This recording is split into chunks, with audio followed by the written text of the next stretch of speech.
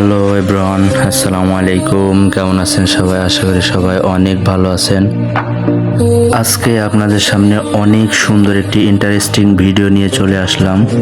আপনারা আমাকে অনেকে কোশ্চেন করেন যে ভাই আপনি পর্তুগালে গিয়ে কি কাজ করেন। মূলত আমি এখানে এগ্রিকালচার কাজ করি, আর এগ্রিকালচারের ভিতরে আঙ্গুর বাগান একটি অন্যতম কাজ।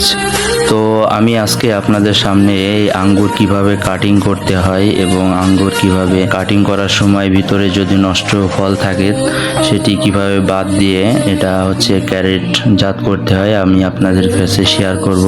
সো আপনারা দেখতে পাচ্ছেন যে এই আঙ্গুরের যে ছড়াটি আছে এটি মূলত এভাবে সুন্দরভাবে দেখে নিতে হবে, এরপরে কাটার দিয়ে সুন্দরভাবে এভাবে কাটিং করতে হবে। অতঃপর এর ভিতরে নষ্ট কিছু আঙ্গুর থাকে সেগুলো মূলত ফেলে দিতে হবে।